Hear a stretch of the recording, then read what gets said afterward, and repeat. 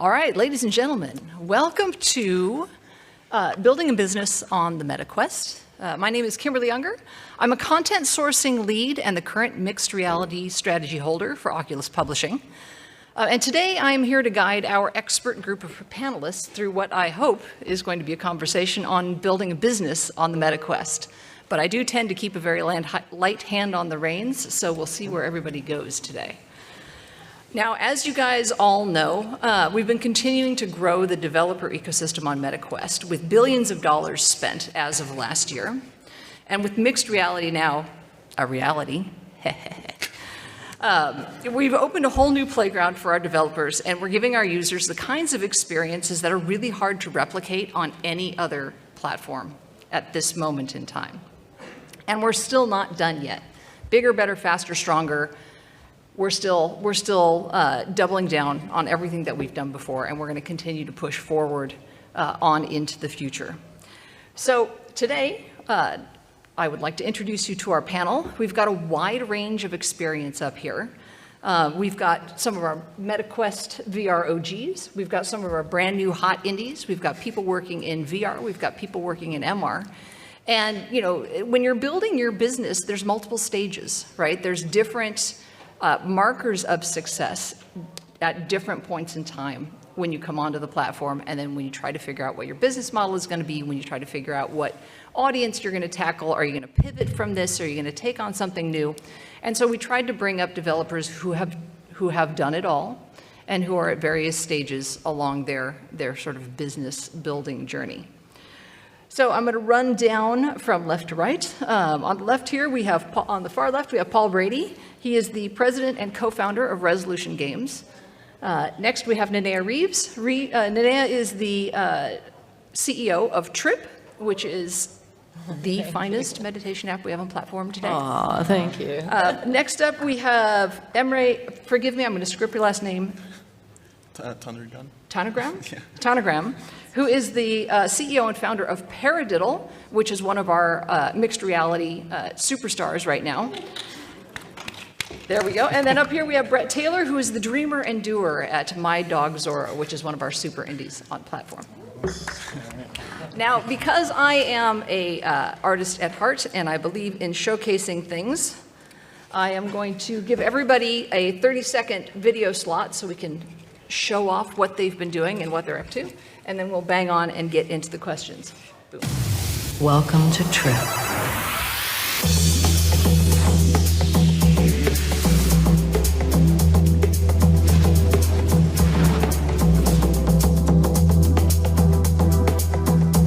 Now, just in case you guys aren't familiar with any of these developers or their work, we are going to have QR codes at the end, so you can click through and just pull it onto your headset and take a look at what they've been building. An innovator in the virtual reality meditation space, Trip was voted one of Time Magazine's best inventions.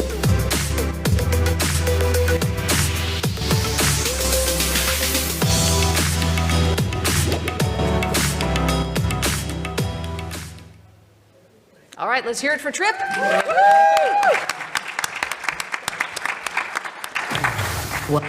All right, next up, Brett, we have Limelight.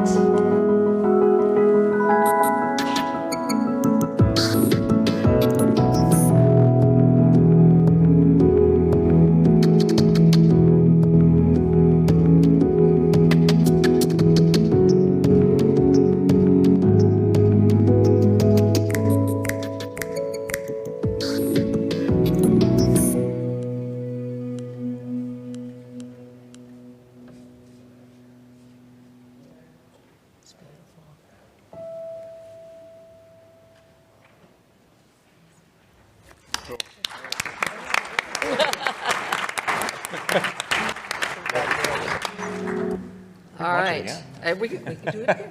All right, Paul, we've got Resolution up.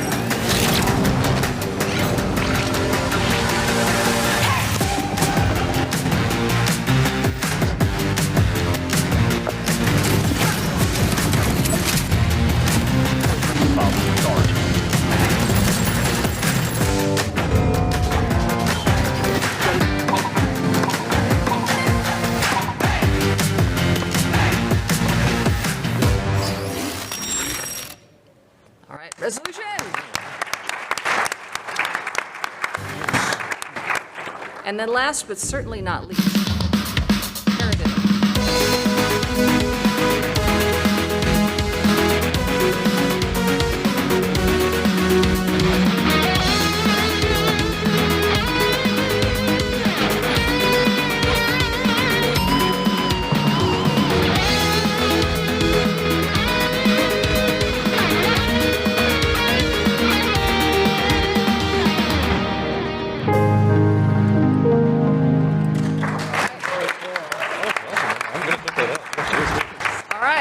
So, let's begin with the questions. As I mentioned, across the depth of this table, if you've ever thought of building a game in any category, somebody in here probably has an answer. So we'll do a Q&A session at the end so you guys can ask your questions, and then we can do the traditional hallway chat if we run out of time after that. So, question number 1, and Emery, I'm going to tag you with this one. If you could go back in time, what would you tell sort of the younger, more foolish version of you, what they should have known before they got started working in VR in the first place? That's a good question. I think when I first started, it felt like everything was moving super fast, and I was constantly trying to catch up to the latest trends, and I felt like I was always kind of lagging behind whatever was happening. But I first got started with VR, I think 10 years ago. And, there's always stuff happening. And I realized that I really didn't have to feel like I was constantly catching up and missing out. I could kind of slow down and really look at the landscape, like where things are heading, maybe in a couple of years. And instead of feeling like I always had to be like on the latest headset or whatever, I could like slow down a bit more and take my time exploring a bit more, I think. Sounds perfect. Paul, how about you? I'd say that I'd go back and just prepare myself for all the stops and starts and changes, and because there was a lot of devices that launched that ended up going away or fading out, or feature sets or APIs that didn't end up remaining the same. And I think at the time, after you invest a lot of resources into developing down a certain path, and then you see it like kind of crumble away, maybe it stresses you out a little bit. But in the grand scheme of things, when I look back, there's actually a lot of those things were enormous learning moments, and we grew a lot from experimenting with the new things and being on top of it, but also it even led us down serendipitous paths. Like we were one of the first studios to release something on Facebook Spaces, which I think is now Horizon World's iteration. And it really kind of forced us, at that time, you had to develop it based on like a round table with 4 people around it, focusing on the content in front of you instead of the world around you. And that's kind of how Demio became the way it was, and Cookout became the way it was, and a couple of other games too. We started going down that path thinking that was the way we wanted to go. And ultimately, that really set us up nicely for having a lot of games that were MR friendly and ready. When you're not focusing on the world around you, you can make it very much an MR experience with a bit more ease. And so it kind of teed us up nicely for a different step that was totally unrelated, and it ended up being nice. Anyway, I'd go back and say, hey, there's a reason for this, and it's going to be okay. Little Brett, I therapy. accidentally overrode you there. Did you have a... I had a question for you. What was the last bit that you said? Oh, no, it was, so the question I had for you was, did you feel like it was kind of like a race that you had to constantly be, like really hustling to get to the front of, but in actuality, everybody's just kind of walking at about the same speed? Yeah, I think so. Because you see the conferences every year, the new announcements and everything, so it feels like you have to be on the latest headset and be always caught up to that. But I think you can take your time, because there's always new stuff coming down the line. Yeah, and also, I think for me, I don't know, on that, I don't think that any one person can be ridiculously faster than any other person, logistically speaking. And I think that maybe it feels like a lot of stuff is happening when actually, I feel like we're all kind of moving at about the same speed. So that pressure, I think, is, don't worry about it. It's okay. How about you? Well, there's so much. I think, just having been in the games industry for a long time, I've had to always fight for my ideas. And I think to anybody building a product out there, to really believe in yourself and know that, because it's the passion that's going to make it happen, and the belief in yourself. And I think if I had one regret looking back at Trip's early beginning was that the product that you build is a result of the team that you build first. And I would be very selective about the energy I bring in early on, even on the investment side, because the voices in the room will help either make or break the company in the early days.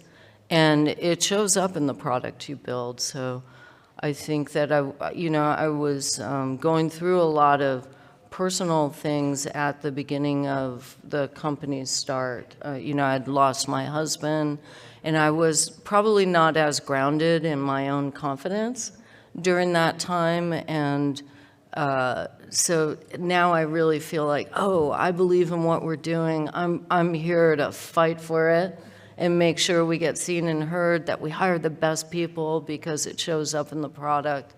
And I wish I had gotten to that earlier. Yeah. All right. Let's pop on to the next one. But hold that thought about the investment, because I do have another question about that coming up a little bit later. So is there anything you can share from your process that you try to keep up with, that you've sort of dialed in and that you've learned? Like, what's the one thing that you have to do every time? I'll jump in on that because I've worked in the games industry for a long time. I love gamers, and what I love about them are a lot of the things that people hate about them too. They're super vocal, they know tech, and they're very communicative. And so when we first started the company, everybody was saying, don't do consumer, go to enterprise, wellness, go to healthcare. And, we always had this idea of using AI and machine learning to help us adapt the experience over time to the individual. And we knew that we needed a lot of users, and the only place they were at were on the Oculus platform. So I went and talked to the people about, and everybody told me, do not do that. But the thing was, it was so amazing because we launched as the very first subscription product, and gamers love subscriptions, and we got, but I knew it was the right choice ultimately for fundraising. We needed recurring revenue. It just, for a wellness application, it was really important for us to be competitive in that market. But we would get these long missives of how much we sucked, and long detailed letters on how to be better and where they wanted to see us go with the product and what we were offering, and we started to iterate. So I think getting that early feedback and not looping internally too much, just get something out there, because the data coming back in is a conversation with the end user. So make sure you instrument your product for data as well. So that has served me my whole career, is doing that. Launch early, get feedback, because half the things you thought were going to happen were completely wrong, and you'll find out immediately, and you can iterate. Well, I can talk about habits. As a solo developer, I've been solo for a while, in VR for a little bit over 2 years at this stage. But I feel like I really refined kind of my process to a large degree, and I've experimented with so many different types of things. The thing that definitely stays with me, that is still a thing today, is weekly reflections and kickoffs. So every Monday morning, I will do, because I'm just one person, and I don't report to anybody, and nobody reports to me, so I got to report to myself. So every Monday morning, it's mandatory. The first thing I have to do is have a little weekly kickoff, and it can be short, it can be brief, and then on Friday, ostensibly, I'm supposed to do first thing in the morning. Sometimes it's on Saturday. But I'll basically say, like, what worked, what didn't work, what do I want to work on next week? And it doesn't have to be thorough. It doesn't have to be large or anything, but it really keeps me guided. And it's also something where I can look back at my process and realize how much progress I really actually have in making. Another thing that I've had in the past is mandatory 30-second dance breaks, which have been Love that. And I will say, it is a litmus test. If I'm unwilling to stand up and dance for 30 seconds, that means I need it the most. How often do you do that? I would do it twice a day. Yeah, and Stealing that. Yeah, yeah, that would be on and off. But But yeah, like the Monday, Friday weekly reflections, like I can look far into the future, but that's a real sweet spot of being realistic and also keeping your options open for me with that process. That's great. Anything to add? Yeah, I think similar for me. I was actually solo on the app for a while and actually working on it on the side to a full-time job for a while. So if I didn't have some way of organizing what was going on like that, I don't think I would have stuck with it. And even now, there's 3 of us working on it, but we're all remote. So we really need that to make sure we're all focused and on the same page. And also along the lines of what Nania was saying, I think trying to build community very early on was a huge thing for me. It really allowed me to vet the idea pretty early on, like even before we were on any of the storefronts. And I think I would definitely do that again if I was doing it all over again. Like just trying to channel people into Discord and getting feedback as much as possible. Yeah, I mean, I agree too. It's definitely, in what you were saying too, sometimes it's hard to rise above the comments, and they can feel bad, but it just means that they're passionate. Right. They care enough to take their time to come to you with some comments and feedback, even if it doesn't sound so constructive in the moment. But we also play test a ton, and then we do game jams pretty regularly, because really what we find is that if we find that a games team in the company is really passionate about something, and that'll come across in their game jam presentation and also the excitement of others that they're presenting to. If we see that there's that like little spark of super psych in a team around an idea that they came up with, oftentimes that's what leads us to go into prototype with that project and maybe even greenlight it for a launch title. So those are pretty core for us. Fantastic. Also, if you don't, I'd love to add as well, just I want to normalize, at least for me in my experience over the long term, how ordinary it is to have to relearn the same lessons. Things that I thought that I was an expert in, that I thought I got really good at, and I kind of like coasted on, and then I find myself like 2 years later completely like struggling with something, and I realize I just have not been applying my own advice. Like for another talk that I'm giving, I was going back through my old talks, and I was like, oh my God, wow, I completely forgot how important this was. Like, for instance, just play testing often and early. Like with the game that I'm working on now, Snapstick, I wasn't play testing enough. Yeah, there was just, what was another thing that I was doing with Snapstick? I had another thing. I might think of it later, but I just want to normalize, if you feel like you're working on the process and it feels like you have to relearn things again and again, that's super common, it's super ordinary, and don't beat yourself up too much about it, because it's absolutely going to happen, and it's all good. Yeah. All right, so let's get to the money here. So all of you guys have very different monetization models, right? Like everybody's touched on a different way to drive revenue for their product. So how did you get to that decision as, you know, it's going to be a subscription product versus a premium product versus it's going to be an IAP product, or we're going to have DLC, or we're going to give it away for free and just hope that the money shows up somewhere? Like how did you just like give us like the quick nickel tour of how you made that final decision? And Paul, I'm going to start with you, because you've got like 800 billion VR titles on our platform, so you must have a plan. Yes, so we're primarily a premium model financing for our titles, and we do have 3 free-to-play games within app purchases, and we actually launched the first free-to-play game with Bait, the fishing game, and you know, ultimately, I think at that time, that was in 2017, it was just a bit too early for in-app purchases to make a meaningful impact. There just also were the tools in place and the systems in place to make it flow well for users. But, you know, ultimately, we learned a ton from that game, and we've definitely earned our money back on it. It was a small team of 6 people over 6 months that produced that, so we definitely wouldn't change that for anything. We've nearly have 20 million downloads, and we've learned a lot from our players in that process, so the value is there well beyond the revenues. But I think we've ultimately landed on premium for now. One model that I'm actually kind of envious of that we haven't tried yet, that I think would be next on our list, would be kind of coming in with a lower price premium and then paid DLCs after that, because we really do believe, and what we've seen drive retention is constant updates. So being able to come out with updates and based on feedback from the community and keeping the audience alive and engaged in playing is super valuable for our titles. And if we're going to do that anyway, we want to do it in a sustainable way where we can afford to keep a team on it.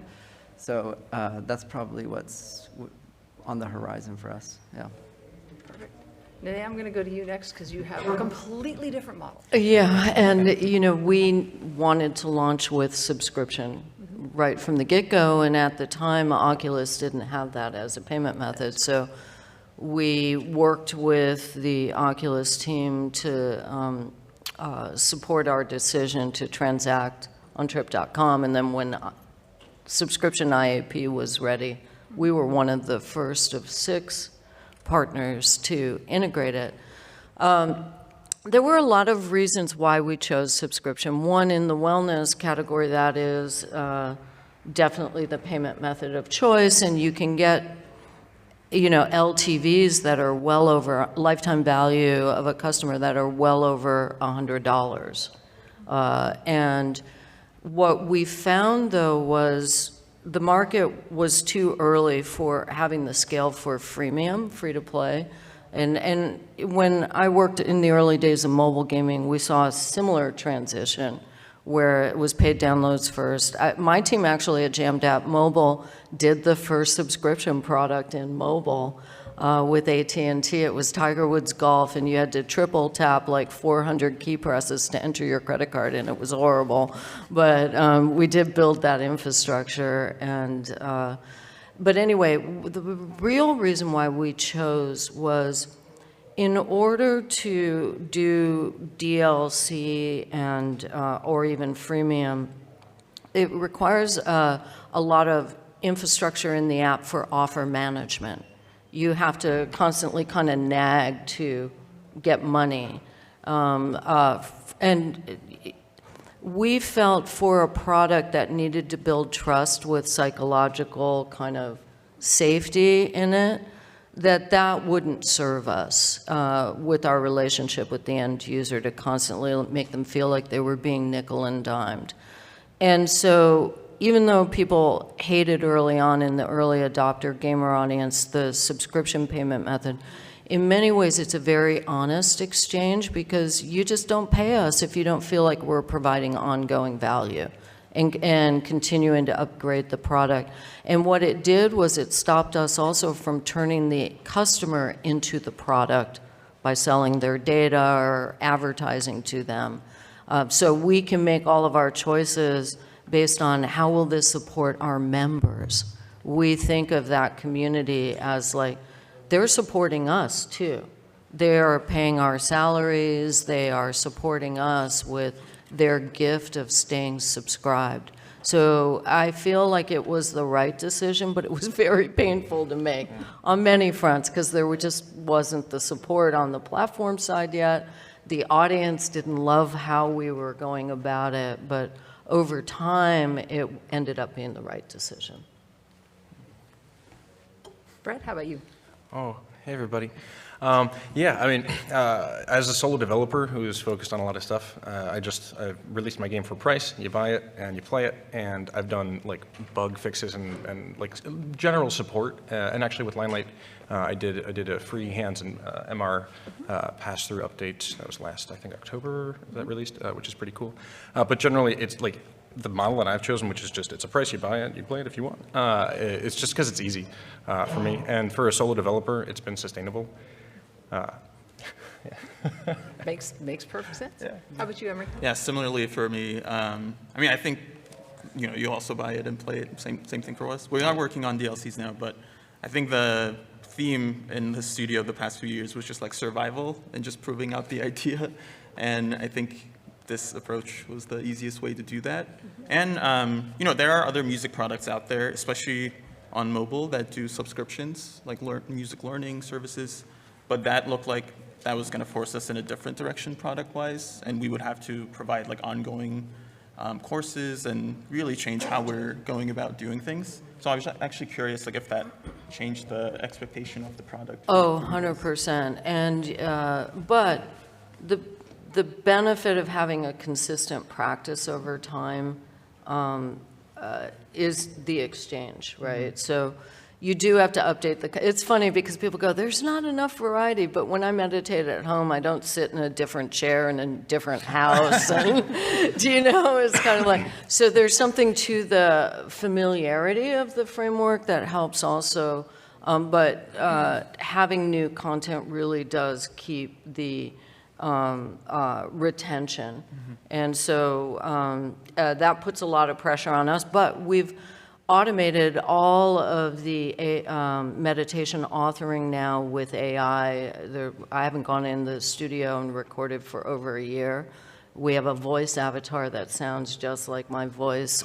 All the mood data we've collected in the app, we built a mood vector database.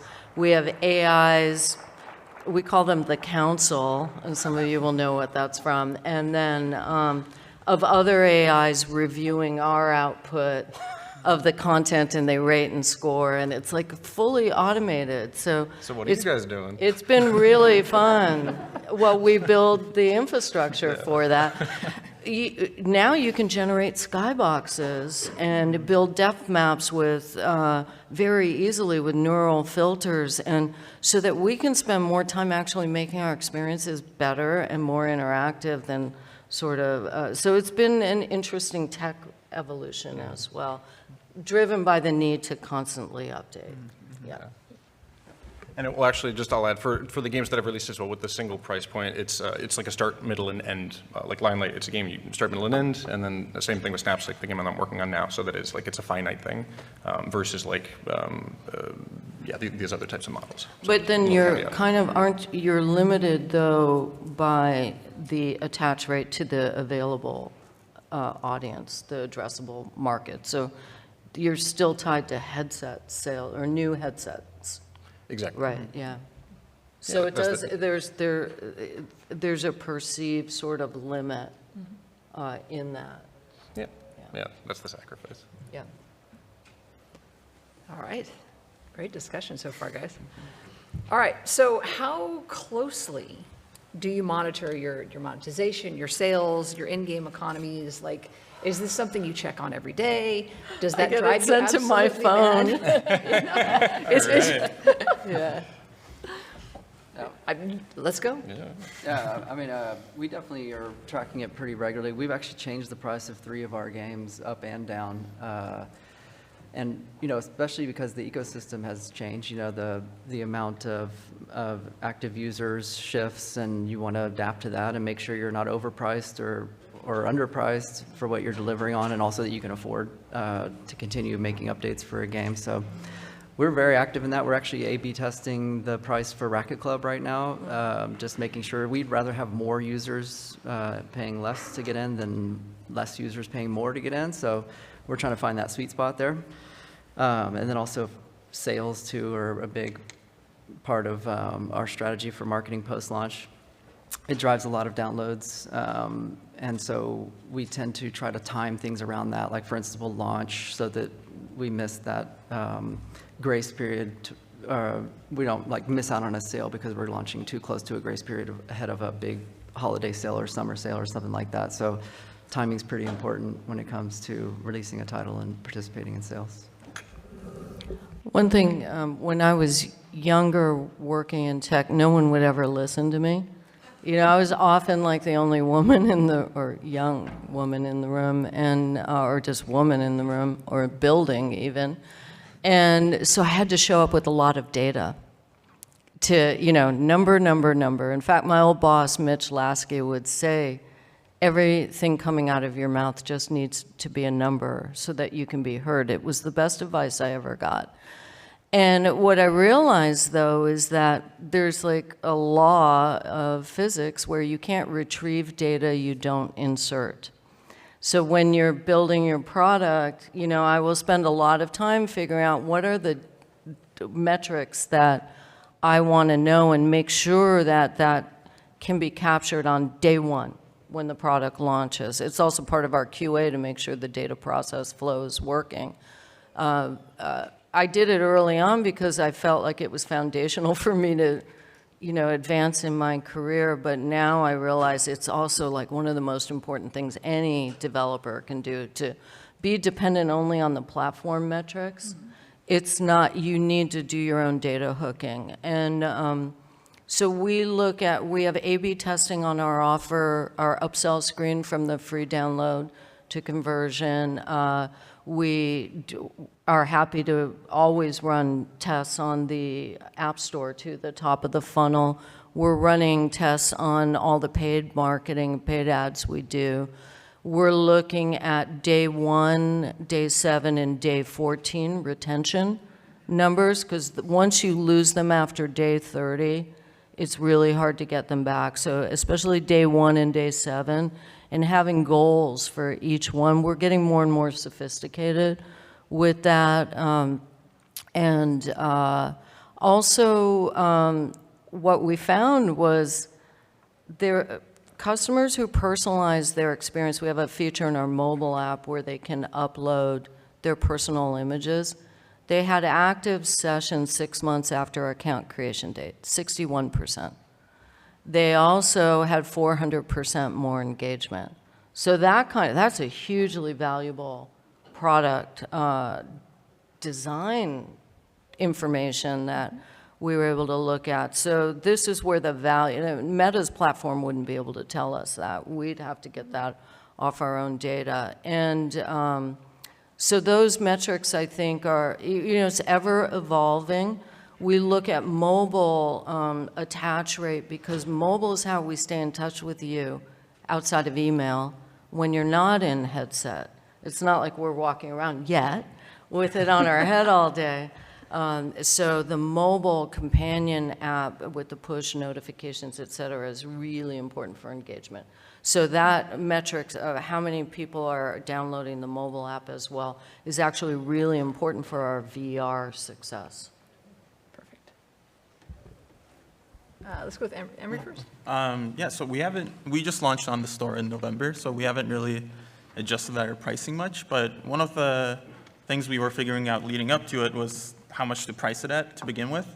And I think one important lesson was that we had different, we were aware that we had different player segments that extracted different amount of value from the app. So someone who's never played an instrument before, who just comes in to use it like a rhythm game, is different than an existing musician who's using this as a way to practice like the drums when they didn't have access to one. Like that person is used to spending hundreds of dollars on a drum kit, but the person who's just using it like a rhythm game just wants to play a rhythm game. So being aware of that and talking to as many of those different segments as possible was really key for us to figuring out a middle ground. And yeah, I mean, we're $20 on the Quest store now, so that's kind of what led to that decision. Nice. Brett, how about you? Do Oh. you watch your sales every day like a hawk? No, not so much. I mean, as a solo dev, I feel a little bit like a caveman in response to a lot of these, it seems like, my focus on it is basically like, how sustainable am I? How much time do I have left to keep working on my stuff? Am I earning enough money? I do check on a monthly basis, of course, like the income that's coming in, but it's basically just general budgeting with my current timeline, and like, I guess the impact of that is how much do I need to hurry right now, and how much flexibility do I have in terms of paying for resources for help with other people. That's kind of how it manifests for me. Nice. Oh, I also think the store rating, the 28-day average on the dashboard really impacts your featuring. And so keeping it above a certain number. Right.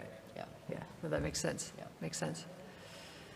All right, post-launch marketing. How important is that when it comes to like your store presence? Like how key is it to keep the drumbeat going? And how long do you guys think, like, is there a particular point at which your diminishing returns are just too off the charts, right? Like how long do you think it is important to keep those marketing drumbeats going after launch? Well, we try to keep our LTV to CAC, our lifetime value to customer acquisition cost above 3 is considered good. And because of the way the Meta platform allows you to target on Facebook and Instagram, you can target headset owners. That marketing spend is actually pretty efficient. And so it can keep a really healthy balance on your return. So that is a hamster wheel that we're always doing. We're starting to experiment more with top of the funnel paid advertising on Google, where we can create new audience profiles like biohackers. They tend to spend, on devices and trying to, there's like a lot of interest in consciousness hacking and expansion right now. So we're experimenting with new audience profiles. So it's very important. And we're also starting, I forget which attribution partner you're working with now. Is it Adjust that has VR attribution? That was something that was lacking in the VR space for a long time. So we've just implemented, I think it was Adjust as the attribution partner for Meta VR. Yeah, I mean, just to chime in on that, the app install ads have been really, I think, a lot more competitive in the game side and less fruitful, I would say. But post-launch marketing, I think as long as you have retention and good monthly active user base, it makes sense to keep chugging along there. I mean, like, we really pay attention to what you were talking about, the funnel earlier. We really pay attention and market based off of the funnel. So Meta now has a dashboard where you can actually see what your click-through rate is off the store. So people that see your hero image and your price only, how many are clicking through. And you can A/B test that now, too. Yeah, and then there's also like a conversion percentage based on once they go in there, how many of them are actually buying. And you can kind of find out what the average is and then see if I'm below that, then I want to market the hell out of getting those assets adjusted so that I'm getting people in that funnel right, and then once I realize I'm in the sweet spot, then start marketing a bit more heavily at that point. So we tend to do it until we see a drop-off in active users and retention, basically. How about you? Which you? Let's start. Okay. Well, yeah, so with Limelight specifically, Limelight has been identified and frequently labeled as a hidden indie gem, and I think that's basically because the super perfunctory marketing, so this is what it looks like when you do very little marketing.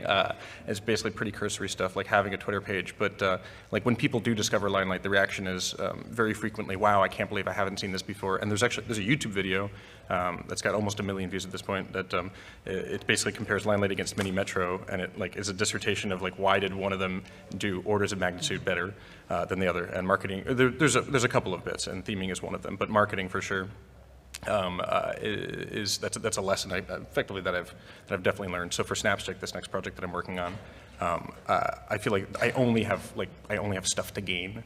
My gut intuition tells me quite strongly that there is a tremendous amount of untapped audience that I would be able to capture simply by being more online present. It's possible to do well. You can totally survive without doing much marketing at all, which is what I've done. I've done some marketing, but come on, get off my back. Here. Yeah, I'm here. Yeah. You found out about me here. But yeah, I think. If I represent the baseline of the least you could possibly do, I feel very confident that with a little bit of energy, with hiring one person to do some amount of effort, that it would be a pretty sizable jump. One thing I would say for the non-game content, though, like fitness and wellness, there's a little bit of an education process needed to help the customer know that you can actually work out in VR, or that you can meditate in VR. So this is where doing wellness fair activations, we just did a big thing with Meta at South by and had 1,000 people go through there. It was amazing, and to be able to share the experience with them. So I think there's scrappy things you can do too, like Peloton knew that if they did these retail pop-ups, they knew that if they could get people on the bike, they would convert a sale 50% of the time. People didn't know that you could go to a spin class in your house, So there is still a bit of an education when it relates to non-game stuff, productivity, et cetera. And for us, we just launched on the store, but a year ago we launched a paid version on AppLab. So I think with AppLab, visibility being like much lower than the store, I'd say marketing was even more important for us. We haven't done any paid marketing, but we did a lot of, we tried to play to our strengths. So a lot of times I would record drum covers of songs in VR just to show like how realistic the app could get. And I think that, stood out on a lot of online platforms, and that's how we were able to channel a lot of people in. So yeah, just figuring out scrappy, like interesting ways of putting your app out there is, I think, super key. Like experimenting as well, would you say that's part of it? Yeah. I mean, I didn't know what kind of content would do well, but over time you kinda start figure getting it, it. yeah. Yeah. But you have to set aside time to do it. Like it also doesn't come naturally to me, but I would have to say like, okay, this is my day to post on Reddit and just answer comments like all day, I guess. Sure, yeah. So. Yeah, community engagement's really important too. Just, you want to hear them and make adjustments and changes, because that's going to actually help your revenues and, of course, all your retention and active user metrics too. So definitely having an ear to the ground, and in order to do that, you need to be pumping out community content. So that is definitely a super strong form of marketing in this space. Right. So the tech, as you guys have all remarked at this point, the tech is always changing. There's always something new, something nifty, something shiny that you can add to the title. How important is it to bring those in early, and can they drive revenue bumps for you guys when you bring those in, or is it more trouble than it's worth, and you want to give it a little lead time to bake before you bring it into the Depends on if we get publishing money to do them. No, but I will say some of them can be kind of a waste of time to focus on too early and money. But other things, like when we worked with Meta on the Quest Pro launch with the pass-through view and gave AR rewards for using the product 3 days within the same week, we learned a couple of things with that. One, we saw our 7-day daily average use go up 31%. And VR is not, if you have like someone using your product twice a week, that's a very active customer. And you see a lot of the usage kind of concentrated on the weekends or late at night, at least with our app. And so that was actually a stunning result of that development. And now we're building a whole leveling system. We're evolving it. The V1 was what we launched on Quest Pro. But it was also interesting that a lot of people we ended up putting a dimmer switch in the feature, because a lot of people, as they said, I don't want to look at my messy bedroom. I want the world to go away. And so, it was also important to kind of learn that, and we've seen that request over and over. So I think, like, while some mixed reality stuff is important, there is some beauty in full immersion too. I can also say for like implementing specific APIs, it's not necessary, like let's say it's just hands. If you're implementing hand tracking, that's not like a Boolean. You don't just like put in hands. There's like a large gradient of the functionality that you can actually put in. The With XRIT really helps with that too, the interaction toolkit. Yeah. Like with Limelight specifically, the actual, like the usage of the hands that I had was intentionally very straightforward, and I knew that it was going to be, I knew that I only had to answer a couple of unknowns to actually implement it, and the same with pass-through with Limelight. Like I knew that I was going to be using the technology, and it was going to be a big part of the game, but how much dev time would it require of me? And I could kind of, you could definitely scale that. There's definitely, I could imagine have way more headaches had I tried to been a lot fancier with how it was used. But I could totally imagine taking a new API and just using like, I don't want to say the bare minimum because it's not really what it is, but it's using a very, using it skillfully, using it like parsimoniously. Does that make sense? Yeah, and also working with the platforms, like with Unity, we did some really innovative stuff with their Centis AI layer and visualizing your breath in our new breathe category, and we detect the breath through the motion, the kinematic data coming from the gyroscope, the IMU. And that was a really fun project to work on with Unity's AI team. We're going to do more with some of their new features. So I kind of like to triangulate a little bit. We're looking at OpenXR and what that will facilitate as well. Because we also, cover your ears, Kimberly, but it's important for us to be cross-platform.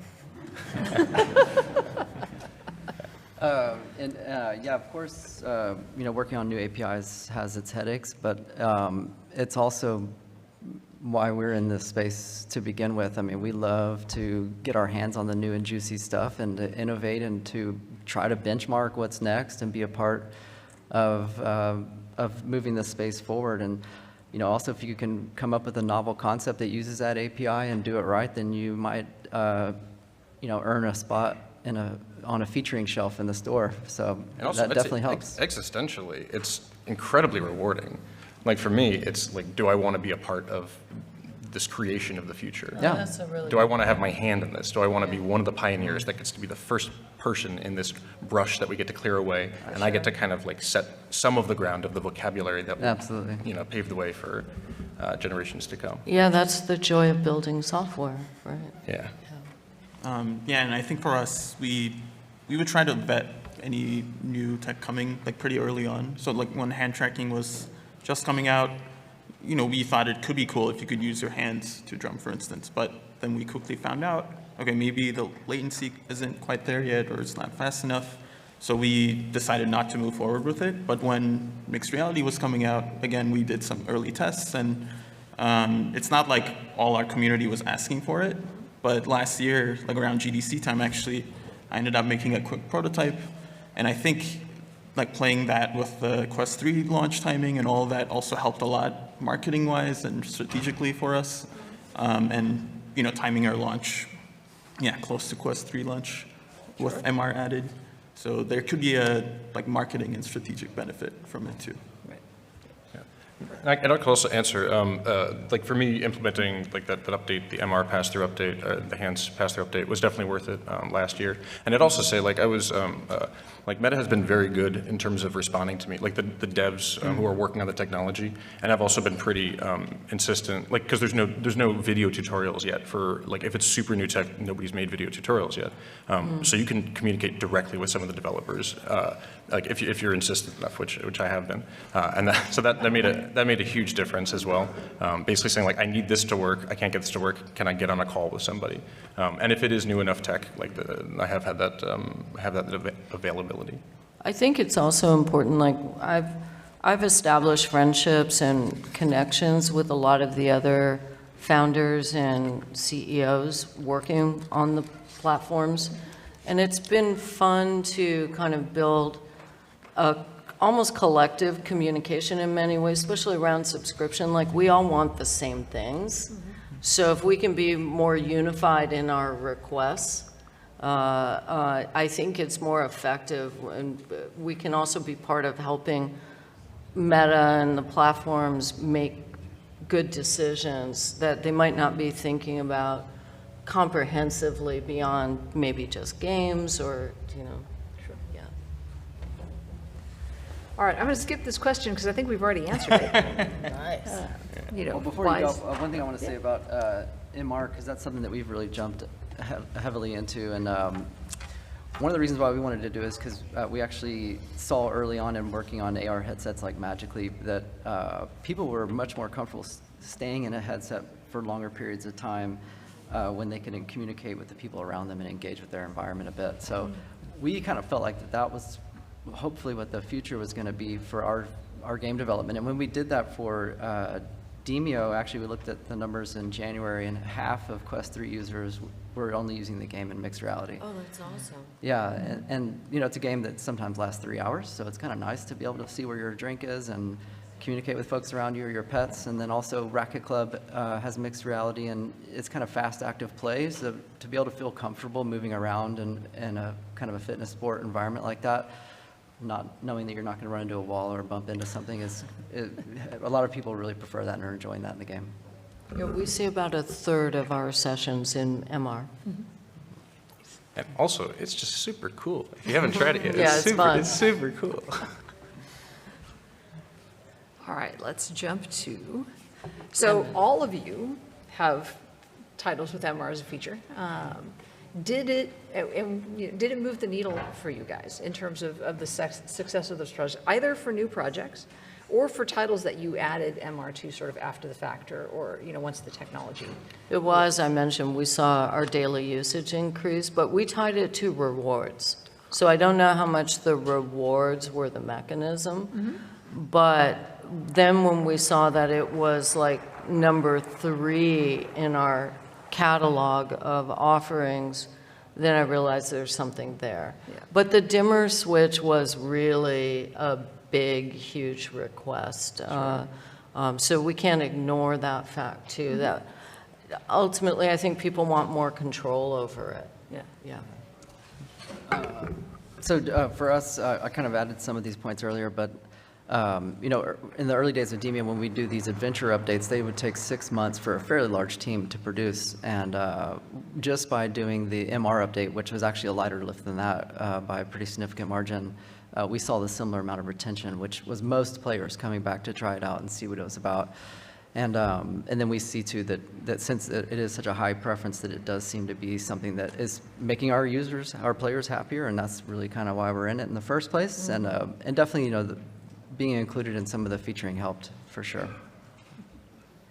Yeah, for us, actually, most of our users are still using the virtual instruments, but last year we added this new thing where you can connect your physical drum kit and augment that with the song system. And I think it really helped complete kind of this like player growth cycle where you can come in not knowing how to play an instrument and like get your feet wet, and then over time kind of build up your skills and even buy a physical instrument and keep staying in the app.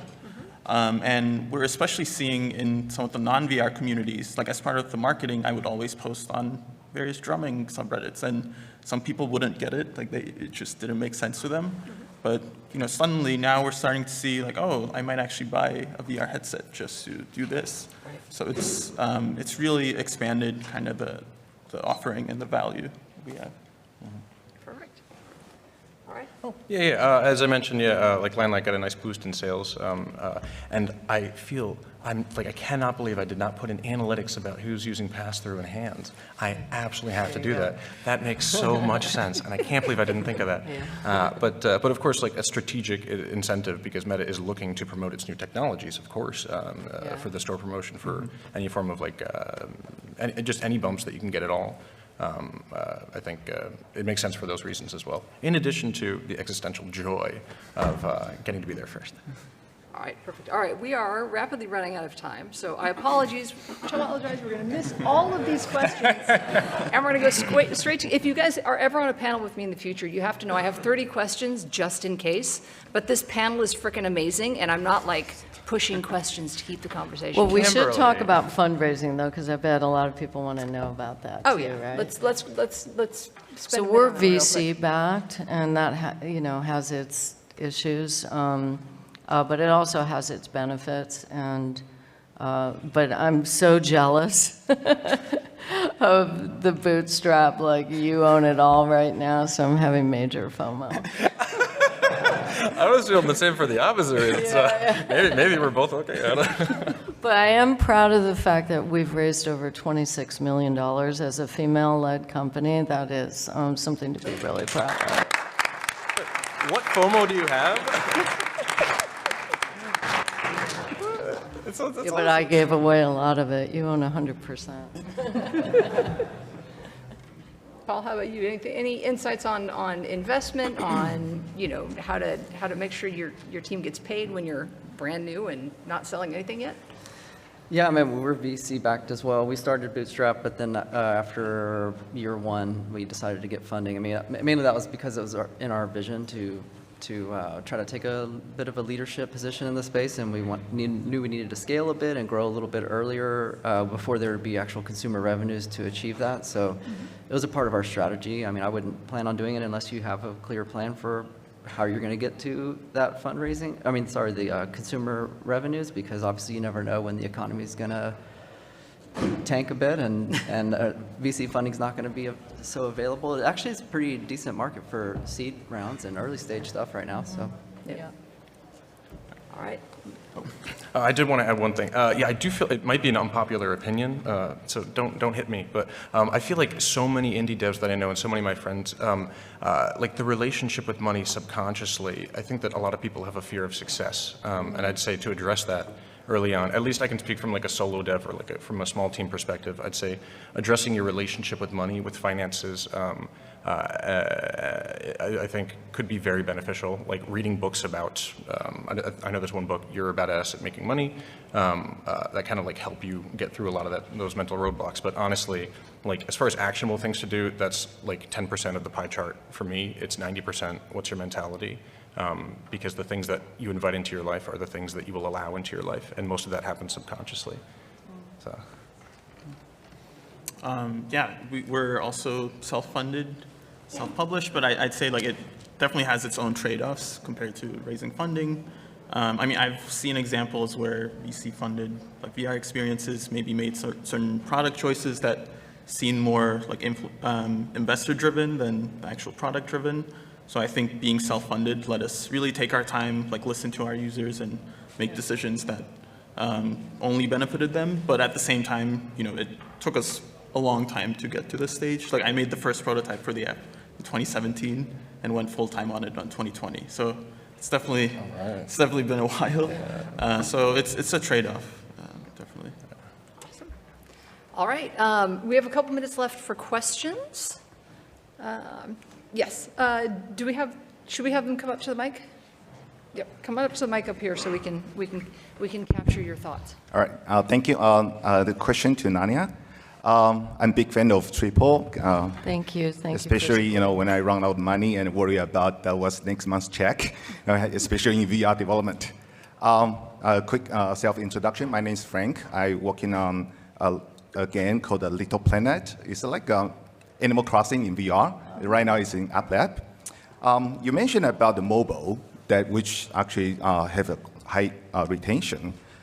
Question for you is that a legit path to do user acquisition through mobile and convert to VR? Yeah, I think you can, build some network effects with one user sharing.